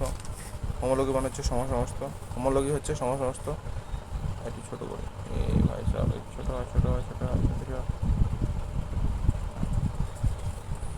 সমস্ত হচ্ছে হোমোলজি। হচ্ছে অ্যানাটমিক্যালি সেম, মানে দেহের যে গঠন, হ্যাঁ ভিতরের যে গঠন অনুযায়ী সেম, অ্যানাটমিক্যালি সেম হচ্ছে এ ফর অ্যানাটমিক্যাল সেম, আর ফর কিচ্ছু লাই, হ্যাঁ। আর ডি ফর হচ্ছে ডাইভারজেন্ট। এই ফিজিক্সে একটা কনসেপ্ট ছিল যে যখন এদের ধরে একটা বিন্দু আছে, এখান থেকে যখন আলুগুলো চারিদিকে ছিটিয়ে যাবে, হ্যাঁ এভাবে যখন বাইরে চলে যাবে আলুগুলো ছিটিয়ে যাবে, তখন কী হলো ডাইভারজেন্ট, মানে এক জায়গা থেকে সোর্স একটা কিন্তু আলুগুলো চারিদিকে ছিটিয়ে গেল, ওটাকে বলা হয় ডাইভারজেন্ট মানে হচ্ছে অপসারী, মানে অপসারী মানে একটা দূরে চলে গেলো, এটা হচ্ছে অপসারী, হ্যাঁ। আর যখন অভিসারী মানে এই একটা সোর্স আছে, বাইরের অনেক সোর্স থেকে এই জায়গাতেই আসছে, অভিসারী ভিতর দিকে আসছে, একদম অভিসারী এটা ভিতর দিকে আসছে, এটা হচ্ছে অভিসারী। তো এইখানে এই দুটো কনসেপ্ট বায়োলজিতে এমনভাবে ইউজ হয়েছে যে ধরো ওর পূর্বপুরুষ সেম ছিল, হ্যাঁ ওর পূর্বপুরুষ সেম ছিল, ওরা বিভিন্ন জায়গায় যাওয়ার ফলে তাদের কি বৈশিষ্ট্য চেঞ্জ হয়ে গেছে, বহুত চেঞ্জ হয়ে গেছে। এবার বৈশিষ্ট্য পরিবর্তন হওয়ার ফলে এটা হচ্ছে ডাইভারজেন্ট কাদের মধ্যে হয়, যে হোমোলগাসের মধ্যে। এগুলো কেমন, ধরো মানুষের ক্ষেত্রে দেখো, মানুষ ধরো কেউ আফ্রিকাতে যারা আছে তার কালো, যারা অস্ট্রেলিয়া ইংল্যান্ডে আছে ওরা দেখো ফর্সা গোরা, আমরা দেখো শ্যামবর্ণ, বেশিরভাগ মানুষ ইন্ডিয়ার মানুষ। তো এই যে মানুষ বিভিন্ন জায়গায় যাওয়ার ফলে মানুষ কিন্তু একটাই, এদের যে পূর্বপুরুষ ছিল সেগুলো কিন্তু সেম একটা থেকেই ছিল, কিন্তু কি এরা বিভিন্ন জায়গায় যাওয়ার ফলে এদের কি হয়েছে, বৈশিষ্ট্য দেখতে চলন ফিরন সব কী হয়েছে, আলাদা হয়েছে। তো এটা হচ্ছে অপসারী। আর আরেকটা বললাম সমবৃত্তীয়র জন্য যেটা মনে রাখতে বললাম, সেটা হলো ফাংশন। সমবৃত্তির জন্য হচ্ছে ফাংশন। এই যে ফাংশন মানে হচ্ছে কাজ। এদের কী হবে, কাজ একই, মানে আগে অন্য কিছু ছিল কিন্তু এদের যে কাজ করার ধরনটা, কাজটা হয়েছে একই। ফাংশন মানে কি কাজ। আর এই যে ফাংশনে একটা সি আছে, এই ফাংশনে একটা কি সি আছে, এই সি হচ্ছে কনভার্জেন্ট মানে হচ্ছে অভিসারী। কনভার্জেন্ট মানে হচ্ছে অভিসারী। কনভার্জেন্ট মানে অভিসারী। এগুলো কী হয়েছে, মানে অভিসারী কোনগুলো, যেগুলো আগে অন্য জায়গায় ছিল কিন্তু কোনো এক সোর্সের জন্য এরা একটা জায়গাতেই চলে আসছে, এটা কি অভিসারী বা কনভার্জেন্ট। এদের কি হয়, এদের অ্যানালোগাস বলা হচ্ছে। ফাংশন ওটা ছিল হোমোলোগাস, এটা হচ্ছে অ্যানালোগাস, ওটা হোমোলোগাস এটা অ্যানা হবে। আর ফাংশন মানে হচ্ছে কাজ একই। আর সি ফর কনভার্জেন্ট বা অভিসারী বুঝতে পারলো, অভিসারী। আর এই অভিসারী আর অপসারী, হ্যাঁ দেখো অভিসারীর ক্ষেত্রে কী বললাম ফাংশন, কাজ একই হবে। অপসারীর ক্ষেত্রে কী হবে, হার্ড। অপসারী মানে কি ডাইভার্জেন্ট বেরিয়ে যাবে, অপসারণ হচ্ছে। আর অভিসারী মানে একই দিকে চলে আসছে, সব একই জায়গায় চলে আসছে। অভিসারী এটা হচ্ছে কনভার্সন, অভিসারী হচ্ছে কনভার্জেন্ট, আর এটা হচ্ছে অপসারী হচ্ছে কনভার্জেন্ট। একটা জিনিস মনে রাখবা, যদি বলে অপসারী আর অভিসারী নির্ণয় করতে যাই, তখন একটা জীবের ক্ষেত্রে ক্ষেত্রেই বলবে, হ্যাঁ, তখন ওটা হচ্ছে অপসারী। আর যখন দুটো জীবের ক্ষেত্রে কম্পেয়ার করবে, হ্যাঁ, যখন দুটো প্রাণীর মধ্যে কম্পেয়ার করাবে, দেখো ডলফিন আর হাঙর, হ্যাঁ, বলছি এদের মধ্যে কি দুটো কম্পেয়ার করাবে, তখন হচ্ছে অভিসারী। কম্পেয়ার সি ফর কনভার্জেন্ট হচ্ছে অভিসারী। আর যখন একটার মধ্যেই বলবে, একটার মধ্যে হচ্ছে তখন যে গ্যালাপাগোস ফিঞ্চ, একটা পাখির নাম হচ্ছে গ্যালাপাগোস ফিঞ্চ, এই গ্যালাপাগোস ফিঞ্চ হচ্ছে অভিসারী। মানুষের বিভিন্ন জাতি, যখন মানুষ বিভিন্ন জায়গায় বিভিন্ন রকম দেখতে, তো কি একটা মানুষের ক্ষেত্রেই বলছে, মানে এটা হচ্ছে অপসারী। স্তন্যপায়ী হাত পায়ের হাড়, স্তন্যপায়ী, তো স্তন্যপায়ী মানে কি একটা প্রাণীর ক্ষেত্রে বলছে, কারো ক্ষেত্রে তো কম্পেয়ার করে না। স্তন্যপায়ী মানে একটা পর্বের ক্ষেত্রেই বলছে, কম্পেয়ার করে না। মেরুদণ্ডী যাতে ভার্টিব্রেট বলছে, এটারও ক্ষেত্রে দেখো ব্রেন আর হার্টের ক্ষেত্রে বলছে একটা প্রাণীর মধ্যে। আর অভিসারীর ক্ষেত্রে দেখো ডলফিন আর হাঙরের, স্তন্যপায়ী আর মাছ, একটা স্তন্যপায়ী এবং মাছ দুজনে কি জলে বসবাস করছে। ডলফিন আর হাঙর দুজনেই জলে বসবাস করছে, কিন্তু ওদের যে পাখনা আছে, দুজনের পাখনায় কি সাঁতার কাজে লাগছে। কিন্তু ওরা দুজন কি, একজন স্তন্যপায়ী একজন মাছ, দুজন কি আলাদা পর্বের, কিন্তু কি ওদের পাখার যে কাজ সেটা একই কাজ, পাখনার যে কাজ সেটা একই কাজ। যেমন পাখি আর পোকামাকড় দুজনের ডানার কাজ কি একই, কিন্তু একজন কি অ্যাবিস পাখি, আরেকজন কি পোকামাকড় মানে কি আর্থোপোডা, পোকামাকড় মানে কি আর্থোপোডা, আর একজন কি পাখি অ্যাভিস। অন্য আলাদা আলাদা না, কিন্তু এরা কি দুজনের ডানা আছে, একই কাজ, উড়ার কাজ করছে। অক্টোপাস আর হচ্ছে স্তন্যপায়ী। অক্টোপাস মনে করো কোন পর্বে, অ্যানিমাল কিংডমের অটোপাস, মোলাস্কা, অক্টোপাস মোলাস্কার অন্তর্গত। আর স্তন্যপায়ী দুজনেরই চোখ আছে, চোখ কি দেখার কাজে লাগছে, কিন্তু দুজনে কি চোখ আছে। যখন দুটো প্রজাতির ক্ষেত্রে দুটো প্রজাতির ক্ষেত্রে যখন কম্পেয়ার করবে, তখন অভিসারী। আর যখন একটার ক্ষেত্রে গ্যালাপাগোস ফিঞ্চ, মানুষের, স্তন্যপায়ী, মেরুদণ্ডী, একটা বৈশিষ্ট্য একজনে বললে, তখন হবে অভিসারী। কম্পেয়ার যখন করবে, তখন হবে কম্পেয়ার মানে হচ্ছে convergent, compare C for compare. বাস কিছু জিনিস দেখে গেল যে প্রাকৃতিক নির্বাচন বিভেদ কী করে হয়। 1850 খ্রিস্টাব্দে লন্ডন বলে একটা শহর ছিল, তো ওইখানে তোমার সাদা মদ বেশি পাওয়া যেত কালো মদের থেকে। কেন? যে তখন গাছপাতাগুলো কী ছিল, পরিষ্কার ছিল, হ্যাঁ, শহরগুলো সব পরিষ্কার পরিচ্ছন্ন ছিল, গাছপালা পরে শহরগুলো সব পরিষ্কার পরিচ্ছন্ন ছিল। তো সাদা মদগুলোকে ধরো, সাদা একটা দেওয়াল আছে, তো এখানে সাদা মদ বসে আছে, তো সাদা মদ যদি বসে আছে, তো দেখতে পাওয়া যাবে না যে একে যে খাবে, শিকার করে খাবে কেউ, থেকে তো দেখতে হবে না। তার জন্য কি সাদা মদগুলো বেশি পাওয়া যেত। কালো মদগুলো সাদা জায়গায় যদি বসতো, পরিষ্কার পরিচ্ছন্ন জায়গায় বসতো, তাই হাইলাইট হয়ে যেত, তখন এদের কি খেয়ে নিত, এদের শিকারিগুলো যে খায় মদ শিকারি, ওরা খেয়ে নিত।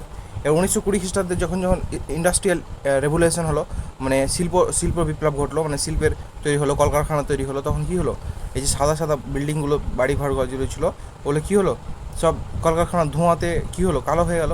এই যখন কালো হয়ে গেল, তখন কি কালো মালগুলো অত বসছে, তো আর দেখা যায় না, সাদা মদগুলোকে দেখা যাচ্ছে। কালো জায়গাতে সাদা জিনিস বসলে ফটফট করে দেখা যায়। তো কী হলো, সাদা মদগুলো আস্তে আস্তে কমে গেল, আর কালোগুলো বেশি থেকে গেল, কালোগুলো বাড়তে শুরু করলো। তো এটা যে প্রাকৃতিক নির্বাচন, যে পরিবেশের প্রভাবে একজনের কী হলো, ধ্বংস হয়ে গেলো, আর একজন কি বেশি হতে শুরু করলো। আর ল্যামার্কের কথা বললাম, তো অর্জিত বৈশিষ্ট্য উত্তরাধিকারী বললাম না, অর্জিত বৈশিষ্ট্য ল্যামার্কে তো ভালো করে বললাম।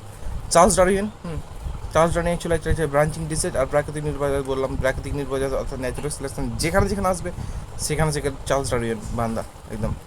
অল্প পরিবর্তন হচ্ছে বিবর্তনের কাজ। আমাদের মানে প্রতিটা জীবে দেখলাম না, এককোষী থেকে বহুকোষী, এককোষী থেকে ব্যাকটেরিয়ার পর ইউক্যারিওটিক, তারপর ইউক্যারিওটিক, তারপরে তোমার মাল্টিসেলুলার, আস্তে আস্তে কোষের উন্নত হচ্ছে। আলগা আলগা করে পরিবর্তন যদি হয়, তাহলে সেটা হচ্ছে ইভলিউশন আর বিবর্তন। আর হঠাৎ পরিবর্তন হচ্ছে মিউটেশন। আর এই বিবর্তন পরিবর্তনের মাধ্যমে হচ্ছে বিবর্তন আসবে, আর বিবর্তনের মাধ্যমে আসবে মিউটেশন আসবে। মানে মিউটেশন হচ্ছে যে যখন পরিবর্তন হয়ে যাবে, হঠাৎ পরিবর্তন হচ্ছে মানে সল্টেশন। হঠাৎ পরিবর্তন হচ্ছে সল্টেশন। কিন্তু ব্যাপার হচ্ছে বিবর্তন যখন হলো, যখন ইভলিউশন হলো, অর্থাৎ অল্প অল্প করে পরিবর্তন আসলো, তখন কি একটা জীব ধরো প্রথমে কী বলবো, প্রথমে ছিল তোমার এককোষী জীব ছিল, পরে এককোষী জীব ছিল, পরে বহুকোষী ভলভক্স হলো। প্রথমে এককোষী ব্যাকটেরিয়া ছিল, প্রোক্যারিওটিক ছিল, পরে বহুকোষী ভলভক্স হলো। তো এই যে পরিবর্তন হচ্ছে, তো এটা এর পরিবর্তন হচ্ছে, এতে পরিবর্তনটা হচ্ছে মিউটেশন। যে এর আর এর মধ্যে বিভেদ কী আছে, এর আর এর মধ্যে এককোষী আর বহুকোষীর মধ্যে বিভেদ কী করেছে, ওটাই হচ্ছে মিউটেশন। কী আলাদা হলো। এবার সিঙ্গেল স্টেজে হঠাৎ করে ধরো কি যে হঠাৎ করে প্রথমে ও এককোষী ছিল, আর তারপরের দিন সকালে ও একটা বড় গাছ হয়ে গেছে, এবং সকালে বড় গাছ হয়ে গেছে। একটা এককোষী ব্যাকটেরিয়া থেকে এত ইভলিউশন হয়েছে যে একটা বড় গাছ হয়েছে। তো এটা লার্জ মিউটেশন যদি হঠাৎ করে হয়, তো সেটা সল্টেশন বলা হয়। সেটাকে সল্ট খুব কঠিন হয়। তো এখান থেকে একটা কোশ্চিন আসে, সেটা হার্ডি-উইনবার্গ নীতি। এটা ক্লাস 12-এ ছিল, 9-10-এ ছিল না। হার্ডি-উইনবার্গ নীতি বলছে যে পি প্লাস কিউ, আমরা জানি এ প্লাস বি তার হোল স্কয়ার সূত্র কি, A square plus 2ab plus B square plus B square. Hardy-Weinberg বলছে পি প্লাস কিউ, দুটি ভিন্ন ধর্মী অ্যালেল, ওদের যদি অ্যালেলের সমষ্টিকে স্কোয়ার করা হয় তাহলে পি স্কোয়ার হবে, কিউ স্কোয়ার হবে, আর হচ্ছে পি কিউ হবে। পি স্কোয়ার মানে হচ্ছে পিপি, তারপর হচ্ছে 2pq, আর হচ্ছে কিউ কিউ। বুঝা হলো? এরকম অ্যালিল তৈরি হবে। দুটো অ্যালিল, ওদের যোগফলে যদি স্কোয়ার করা হয় তাহলে পিপি তৈরি হবে, কিউ কিউ তৈরি হবে। আর এটা দুটো পি এবং কিউ এর মিশ্রণ তৈরি হবে। যেটা পিপি ওটা কি হোমোজাইগাস ডমিনেন্ট, যেটা শুধু কিউ কিউ সেটা কি সেটাও হোমোজাইগাস ডমিনেন্ট। আর যেটা পি কিউ এটা হচ্ছে হেটেরোজাইগাস। এটা কি হেটেরো মানে কি আলাদা, হেটেরো মানে কি আলাদা। পি কিউ দুটো, একটা পি আর একটা কিউ, দুটো আলাদা। এটা কি হেটেরোজাইগাস। এবার হচ্ছে যে এই মানে এর মানে কী বলতো, যে দুটো আলাদা ভিন্ন ধর্ম এলিলের মিলন করার ফলে এরকম ধরনের জীব সৃষ্টি হতে পারে, যেটা তোমার ওই কি মেন্ডেলের সূত্র অনুযায়ী এরকম এদের অনুমান আর কি অ্যাকচুয়ালি। আর এটাকে ও বলছে যে এই তৈরি হচ্ছে, এই সাম্যাবস্থাটা বজায় থাকার জন্য কিছু কিছু কিছু জিনিসের প্রয়োজন। সেটি হচ্ছে কি হতে হবে আর কি হতে হবে না। মানে এই যে সাম্যাবস্থাটা, দুটো এরকম হোমোজাইগাস অ্যালিল একটা, আর এটা দুটো পি কিউ হেটেরোজাইগাস, আর দুটো কি কিউ কিউ এটাও কি হোমোজাইগাস। এই যে অ্যালিলগুলো থাকার জন্য কি হতে হবে, এর সমবস্থা অর্থাৎ ইকুইলিব্রিয়াম থাকার জন্য কি হতে হবে আর কি হতে হবে না। চলো হার্ডি-উইনবার্গে কী হতে হবে না। যদি মিউটেশন হবে, তাহলে মিউটেশন যদি হয় অ্যাকচুয়ালি কী বলতো, যে ইভলিউশনে সাহায্য করবে কে অ্যাকচুয়ালি ইভলিউশনে অর্থাৎ বিবর্তনে সাহায্য করবে, সেটা হচ্ছে সাম্যাবস্থা। বিবর্তনকে সাহায্য করবে, সেটা হচ্ছে সাম্যাবস্থা। যদি মিউটেশন কি হয়, তাহলে কি বিবর্তন হবে, এককোষী থেকে বহুকোষী তৈরি হবে, প্রাকৃতিক নির্বাচন হবে, অর্থাৎ প্রাকৃতিক ন্যাচারাল সিলেকশন অর্থাৎ প্রাকৃতিক যদি নির্বাচন হয় তো সে কি বেঁচে থাকতে পারবে। একটি জেনেটিক রিকম্বিনেশন মানে কি বলতো, জেনেটিক রিকম্বিনেশন মানে হচ্ছে যে জিনগত পরিবর্তন হলেই তো কি তার মানে মিউটেশন হবে। ওর যদি জিনের পরিবর্তন যদি না হয়, কী বললাম, অর্জিত ল্যামার্কের ক্ষেত্রে কী বলেছিল, শুধু বাইরে থেকে অর্জিত যে বৈশিষ্ট্যগুলো পরিবর্তন হচ্ছিলো, ওই বৈশিষ্ট্য পরিবর্তন অনুযায়ী ল্যামার্ক বলছিল যে এর ফলে বিবর্তন হচ্ছে, ইভলিউশন হচ্ছে। কিন্তু না, অ্যাকচুয়ালি জেনেটিক পরিবর্তন হতে হবে। তো আস্তে আস্তে যেমন আরএনএ থেকে কী হলো, আরএনএ থেকে ডিএনএ তৈরি হলো। এবার ডিএনএরই মধ্যে আলাদা বিভিন্ন ধরনের অ্যামাইনো অ্যাসিডগুলো আছে না, ওই অ্যামাইনো অ্যাসিডগুলো আলাদা হওয়ার জন্য মানুষ কে সাদা, কে ছোটো, কে বড়ো, কে ঘোড়া, কে ভাল্লুক। তো জেনেটিক কি রিকম্বিনেশন হতে হবে, রিকম্বিনেশন হতে হবে। আর জেনেটিক ড্রিফট হঠাৎ পরিবর্তন হওয়া চলবে না, একদম খুবই হঠাৎ পরিবর্তন হয়ে গেলো সল্টেশনের মতো এক স্টেপতে বহুত পরিবর্তন, ওরকম হওয়া যাবে না। জিনের হঠাৎ পরিবর্তন হওয়া যাবে না, জিন মিগ্রেশন অর্থাৎ জিন ফ্লো হওয়া চলবে না। এমন দেখা গেল যে একটা জায়গাতে একটা দ্বীপ আছে, এই জায়গাতে বহুত মানুষ বাস করছে। কোনো একটা প্রাকৃতিক দুর্যোগে হোক বা কোনো কারণে মারা গেল, বা এক স্থান থেকে অন্য স্থান ত্যাগ করলো, জিনের কি এক জায়গা থেকে অন্য জায়গায় পপুলেশন চেঞ্জ হয়ে গেল, এটাকে বলা হচ্ছে জিন প্রবাহ। মানে পপুলেশন চলে গেলো, তো পপুলেশনের ভিতরেই তো জিন আছে না, তো জিনটাও চলে গেলো। তো জিন যদি চলে যায় তাহলে কি ওই সাম্যাবস্থাটা আর বজায় থাকবে না, তার জন্য কী হতে হবে, মিউটেশন হতে হবে, প্রাকৃতিক নির্বাচন হতে হবে, জেনেটিক রিকম্বিনেশন হতে হবে। আর হঠাৎ পরিবর্তন হওয়া চলবে না। আর জিন পপুলেশনের মধ্যে মানে ছিটিয়ে পড়া চলবে না, পপুলেশন এক জায়গা থেকে থাকতে থাকতে পালিয়ে যাওয়া চলবে না, এগুলো হচ্ছে বিষয়। এবার হচ্ছে কোন কোন জীবের মধ্যে কোন কোন জীব পাওয়া যায়, কোন কোন জীবের মধ্যে কোন কোন জীব থাকে। বিবর্তন সংযোগ স্থাপন করে, মানে একটা পর্ব থেকে আরেকটা পর্ব, একটা পর্ব থেকে আরেকটা পর্ব যখন তৈরি হচ্ছে, তখন কি মাঝে তো একটা, মাঝে কোনো একটা জীব থাকছে, এ তেরি কেমন, হ্যাঁ মাঝে তো একটা কোনো জীব থাকছে, মাঝে কোনো একটা জীব থাকছে, ওই জীবটাকে বলা হচ্ছে তোমার কানেক্টিং লিঙ্ক বলা হয়, কানেক্টিং লিঙ্ক বা সংযোগ স্থাপনকারী প্রাণী। আর্কিওপটেরিক্স বলে একটা প্রাণী আছে যাদের ডানা আছে, হ্যাঁ আবার দাঁতও আছে, পাখির মতো ডানা আছে এবং দাঁতও আছে। তো সরীসৃপের কি দাঁত থাকে আর পাখির কি ডানা থাকে, তো এরা দুজনের মতো হালকা করে দেখতে, সরীসৃপের মতো আর পাখির মতো দুজনের বৈশিষ্ট্য এদের কাছে আছে, আর্কিওপটেরিক্সের কাছে কি ডানাও আছে দাঁতও আছে, এ দুজনের বৈশিষ্ট্য এদের কাছে আছে, এটা বলে আর্কিওপটেরিক্স। আর এটা হচ্ছে প্লাটিপাস, হ্যাঁ বা হংসচঞ্চু, প্লাটিপাস বা হংসচঞ্চু। এই প্লাটিপাসকে লিভিং ফসিল বলা হয়। লিভিং ফসিল মানে কি, লিভিং ফসিল বলা হয় মানে পৃথিবীতে এরা প্রথম যখন তৈরি হয়েছিল কোনো একটা প্রাণী থেকে, তৈরি হওয়ার পর আজ পর্যন্ত একদম সেম আছে, এদের কোনো পরিবর্তন হয়নি। এই জন্য এদেরকে কী বলা হয়, লিভিং ফসিল বা জীবাশ্ম বলা হয়, জীবিত জীবাশ্ম বলা হয় হংসচঞ্চু। এরা কি স্তন্যপায়ী এবং সরীসৃপের মাঝখানে, এরা দুধ উৎপাদনও করে আবার ডিমও পাড়ে, এরা দুধ উৎপাদন করে আবার ডিমও পাড়ে। তাই স্তন্যপায়ী কারা, যারা সন্তান প্রসব করে আর কি ডাইরেক্ট দুধ উৎপাদন করে। আর সরীসৃপের কি, এরা ডিম পাড়ে কিন্তু কি দুধ উৎপাদন করে না। কিন্তু এই যে প্লাটিপাস আছে, এ আবার দুধও দেয় আবার ডিমও পাড়ে, গেজাব চঞ্চলে হংসচঞ্চু, এর নাম হচ্ছে হংসচঞ্চু প্লাটিপাস, কি দুধও দেয় আবার ডিমও পাড়ে, বোঝা হলো। আর একটা হচ্ছে ল্যাংফিশ আছে একটা, আর এটা ভার্টিব্রন। ডিপ্লো থেকে দুই জায়গায় বসবাস করবে, উভচর, মনে রাখতে পারো, উভচর ডিপ্লো দুই জায়গায়, উভচর জল আর স্থলে। আর এই যে ফিশ হচ্ছে মাছ, এরা দুটো প্রাণী, এটা দুটো প্রাণী, এরা কি মাছ আর উভচরের মাঝখানের কালেক্টিং লিঙ্ক। এদের কি আছে, এদের এই যে ফিশ আছে, দেখো যারা উভচর যেমন ব্যাং, এদের কি অ্যাস আছে কি মাছের মতো, নেই। আবার মাছের কি থাকে, গিলস থাকে, ফুলকা থাকে, মাছের কিন্তু ফুসফুস থাকে না। কিন্তু এই যে ফিশ আছে, এদের কি ফিশ, এদের লাংসও আছে আবার মাছের মতো অ্যাসও আছে, মাছের মতো আঁশও আছে আর লাংসও আছে, ফুসফুসও আছে। এরা হচ্ছে উভচর আর মাছের মধ্যে হচ্ছে কানেক্টিভ লিঙ্ক।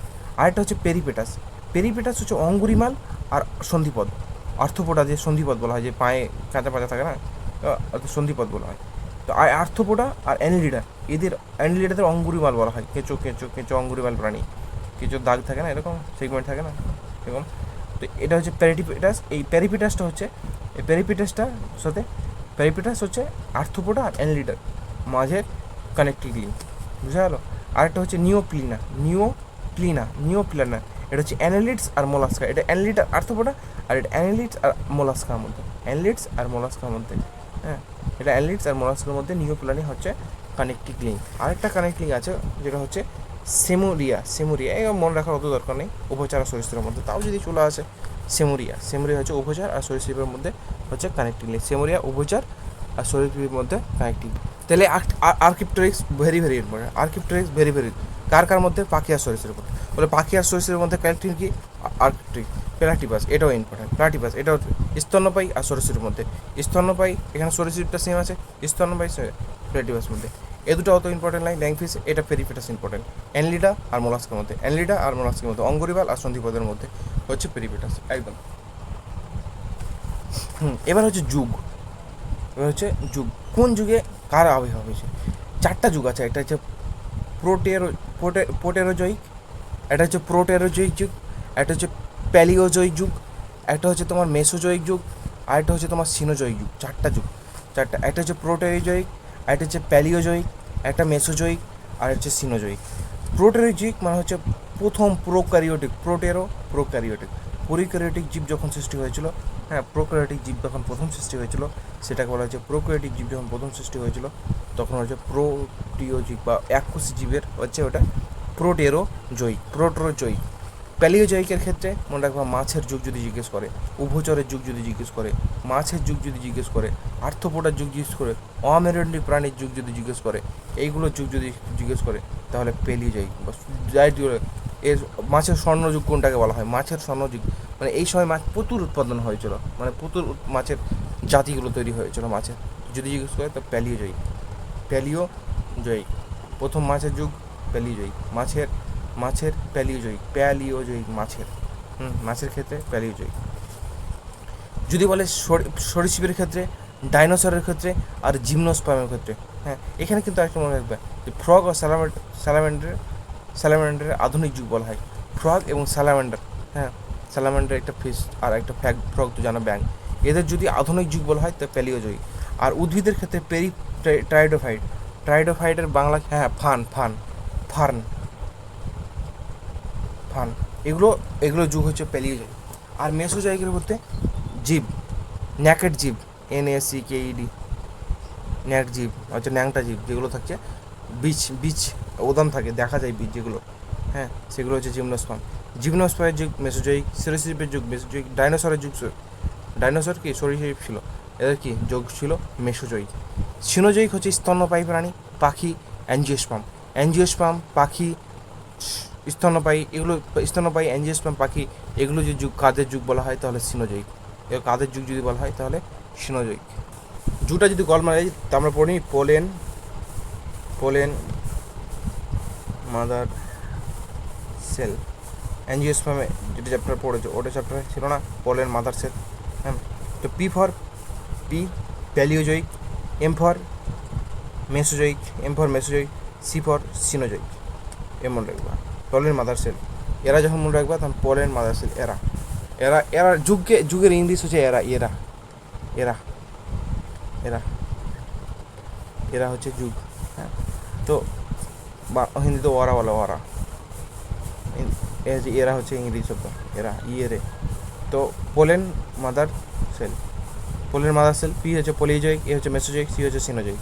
তাহলে প্রথমে তো মাছ বললাম না, মাছ তৈরি হয়েছিল ওই প্রথমে ছোট্ট দেখাছিলাম তো মাছ, তারপর কি সরীসৃপের পর কি বলেছিলাম, সরীসৃপের পর কি বলেছিলাম যে সরীসৃপের পর স্তন্যপায়ী, তারপর শেষে স্তন্যপায়ী মানুষের মধ্যেই তো তো মাছ সরীসৃপ, তো বুঝতে পারছো PMC, তারপর মাছ সরীসৃপ আগে, প্রথমে কি মাছ পড়বে, তারপর সরীসৃপ পড়বে, তারপর পড়বে। আর প্রাণীদের ক্ষেত্রে উদ্ভিদের ক্ষেত্রে কি এখানে তোমার এই পি এর জায়গায় তোমার কি আছে, উদ্ভিদের ক্ষেত্রে পি এর জায়গায় তোমার কি ফার্মের পর কি এতে কি আছে, ন্যাংটা জীব, জিমনোস্পার্ম, তারপর হচ্ছে এখানে হচ্ছে অ্যাঞ্জিওস্পার্ম, মনে রাখার জন্য বাস একটু মনে রাখার চেষ্টা করবে। হচ্ছে ড্রায়োপিথিকাস, রামাপিথিকাস, এর হচ্ছে মানুষ লাইক, এরা হচ্ছে এপ লাইক ছিল, গরিলা সিম্পাঞ্জির মতো। তো প্রথম যারা সিম্পাঞ্জি ওভিলেশনের জন্য সৃষ্টি হয়েছিল সিম্পাঞ্জি থেকে, হ্যাঁ সিম্পাঞ্জি গরিলা। তারপর হচ্ছে অস্ট্রেলোপিথিকাস, তারপর Homo habilis, Homo erectus, Homo neanderthalensis, এখান থেকে দেখো ড্রায়োপিথিকাস, রামাপিথিকাস, অস্ট্রালোপিথিকাস, হোমো হ্যাবিলিস, হ্যাঁ তারপর হোমো ইরেক্টাস, তারপর হোমো নিয়েনথ্যালেন্ডার, এবার মিয়েন করেছে আমি মানে নিয়েনথ্যালেন্ডার, হ্যাঁ নিয়েনথ্যালেন্ডার বা নিয়েনথ্যালেন্ডার ঠিক আছে, নিয়েনথ্যালেন্সিস বা হোমো স্যাপিয়েন্স, এটা হচ্ছে হোমো স্যাপিয়েন্স হচ্ছে মানুষের বিজ্ঞানসম্মত, এটি মনে রাখবো। Homo Dryopithecus, Ramapithecus, Australopithecus, Homo habilis, Homo erectus আর হোমো নিয়েনথ্যালেন্ডার আর হচ্ছে হোমো স্যাপিয়েন্স। দেখে নাও ঘোড়ারটা দেখে নাও, ইউহিপ্পাস, মেসোহিপ্পাস, মরিচিপ্পাস আর প্লায়োহিপ্পাস আর ইকুয়াস, এই কটা আছে, হ্যাঁ। এটা মনে রাখার জন্য ক্লাস 9 ট্রাইটিক, হ্যাঁ। মেসো বলে না, ইউহিপ্পাস, তো মেসো, মেরিচিপ্পাস, হ্যাঁ মরিচ খেলো, পালালো অ্যাকোয়াস খেতে। অ্যাকোয়াস মানে কি তরল পদার্থ, অ্যাকোয়াস মানে জলীয় দ্রবণ বলি না, অ্যাকোয়াস মানে কি জলীয় দ্রবণ বলি না, তো অ্যাকোয়াস খেতে, ও মরিচ খেয়েছে, ঝাল লেগেছে, তার জন্য করে অ্যাকোয়াস খেতে গেছে। তো মেসো মরিচি প্রায় পালালো অ্যাকোয়াস খেতে, মেসো মরিচ খেয়ে পালালো অ্যাকোয়াস খেতে, মরিচ খেয়ে ঝাল লেগেছে, তার জলীয় কিছু খাবে যাতে ঝালটা মিটে ওর, তো ইউ থেকে ইউপাস, মেসো থেকে মেসোহিপাস, মরিচি থেকে মরিচিপাস, আর প্লাবি থেকে প্লাবিপাস, আর ইকুয়াস থেকে ইকুয়াস। এটা 12-এ নেই, বাট যদি এক্সামে দেই, ওগুলো এক্সাম বলা যায় না। এটা দেখো যে অভিযোজনগত বৈশিষ্ট্য কী কী অভিযোজন করেছে। ক্যাকটাসের কী অভিযোজন করেছে, জাঙ্গল উদ্ভিদ বা ক্যাকটাস বা জিরোফাইট বলা হয়। জিরোফাইট কী অভিযোজন করেছে, তাদের পাতাকে কাঁটায় রূপান্তরিত করেছে, যাতে পাতা থেকে বাষ্পমোচন হয়ে জল বেশি না খরচ হয়। যেমন মরুভূমিতে কি জলের অভাব, শুধু বালু আর বালু, তো এগুলোকে গাছ মরুভূমিতে যেহেতু উৎপাদন করে, তো মরুভূমিতে যেহেতু বালু আর বালু, তার জন্য কি কাঁটায় কী করেছে ওরা, পাতায় কী করেছে, কাঁটায় রূপান্তরিত করেছে, যাতে জলের বাষ্পমোচন হ্রাস করার জন্য এরূপ অভিযোজন। মানে তাপমাত্রার পরিবেশে যাতে পাতার থেকে বেশি জল কী না হয়ে যায়, বাষ্পীভূত না হয়, তার জন্য কি কাঁটায় রূপান্তর করেছে। কাঁটার এরকম রূপান্তরকে বলা হয় পর্ণকাণ্ড, এরকম বা ফাইলোক্লেট বলা হয়। মাছের ক্ষেত্রে কী করেছে, মাছ যেহেতু জলে ভাসে, তার জন্য ওদের কি পটকা পটকা পটকা তৈরি করা হয়েছে। পটকা তৈরি হয়েছে যাতে জলে সাঁতার কাটতে সাহায্য করে। পটকাদের সামনে থাকে রেড গ্রন্থি, দেখে নাও একটু, সামনে রেড গ্রন্থি। পাখির ক্ষেত্রে কি, পাখি আকাশে উঠতে পারে। পাখি এরকম অভিযোজন কি, ওটা নটি ইয়ার স্যাক, হ্যাঁ, বা বায়ুথলি। এখানে নটি ইয়ার স্যাক, এই যে নটি ইয়ার স্যাক বা বায়ুথলি থাকে, হ্যাঁ, নটি ইয়ার স্যাক বা বায়ুথলি থাকে, বুঝালো যে নটি ইয়ার স্যাক বা বায়ুথলি থাকার জন্য কি হয়, ওরা আকাশে উঠতে পারে। পাখির বৈশিষ্ট্য অভিযোজন। উদ্ভিদের কী বলতো, যেহেতু লবণাক্ত জায়গায় কি অক্সিজেনের পরিমাণ খুব কম থাকে, তার জন্য কি করে, যেগুলো তোমার মানে লবণাক্ত উদ্ভিদ, হ্যাঁ, লবণাক্ত উদ্ভিদ কী করে, মাটির উপরে মাটির উপরে উদ্ভিদের এগুলো বেরিয়ে আসে, কিসের জন্য, অক্সিজেন নেওয়ার জন্য। কারণ লবণাক্ত জায়গাতে কি হয়, মাটিতে অক্সিজেন থাকে না, তো অক্সিজেন নেওয়ার জন্য কি ওরা ওপর দিকে বেরিয়ে আসে। এই রন্ধ্রের সাহায্যে ওরা কি বায়ু থেকে অক্সিজেন সংগ্রহ করে, শ্বাসরণ থাকে। এটাকে নিউ মেটাফর বলা হয়। কী বলা হয়, নিউ মেটাফর বা শ্বাসমূল বলা হয়। শ্বাসমূল ওপর দিয়ে বেরিয়ে আসে, কিসের জন্য, অক্সিজেন নেওয়ার জন্য। এটা কি গাছের বৈশিষ্ট্য। লবণাক্ত জায়গায় যে উদ্ভিদগুলো জন্মায়, ওই গাছগুলোর এগুলো বৈশিষ্ট্য। লবণাক্ত জায়গায় যে গাছগুলো জন্মায়, ওই গাছগুলো এগুলো বৈশিষ্ট্য মনে রাখবা। যে উট একদিন জল খেয়ে বহুদিন থাকতে পারে, এটা শুনেছো। এর কারণ কি, ওদের পেটে থাকে ওয়াটার স্যাক। যখন যতটা পরিণত হয় ওয়াটার স্যাক থাকে, বুঝতে পারলাম। এদের জলে কি, এদের শরীরে কি ওয়াটার স্যাক থাকে, তো যখন যতটা পরিণত হয় ওয়াটার স্যাক থেকে ওরা জল খরচ করে। আর একটা কি, ওরা যে মূত্র ত্যাগ করে, তো ওটা মূত্র ত্যাগ করে ইউরিক অ্যাসিড ত্যাগ করে, ইউরিয়া ত্যাগ করে না, ইউরিক অ্যাসিড ত্যাগ করে। আর সেটাও অর্ধ কঠিন মূত্র, মানে একদম মানুষের মতো একদম তরল হয় না, শক্ত কিছু কঠিন হয়ে থাকে একদম। আর মল ত্যাগ করে একদম পুরো শুকনো, মল যেটা ত্যাগ করে একদম পুরো শুকনো শুষ্ক বিষটা ত্যাগ করার ফলে এদের জলের উপচয় কম হয়। আর যে মল ত্যাগ করে একদম পুরো শুকনো, আর কুজে এদের ফ্যাট থাকে, জলের যখন প্রয়োজন হয় তখন তো ফ্যাট কী করে, আর ওদের নাসারন্ধ্রে যে নিঃশ্বাস নেই, এদের নাসারন্ধ্রে, হ্যাঁ, কতগুলো প্লেট লাগা থাকে, যেগুলো আমরা শ্বাস ছাড়ি তো কী হয়, জল বেরিয়ে যায়, কিন্তু এদের ক্ষেত্রে জল বেরোয় না, বুঝালো। এদের ক্ষেত্রে জল বেরোয় না, এটা একটু মনে রাখবো। মানে এগুলো মনে রাখার কিছু নেই অ্যাকচুয়ালি, এগুলো এমনি বললাম, শেষে এক নজর মনে রাখবা, বাস আর কিছু নেই, বাস সেখান থেকে চ্যাপ্টার।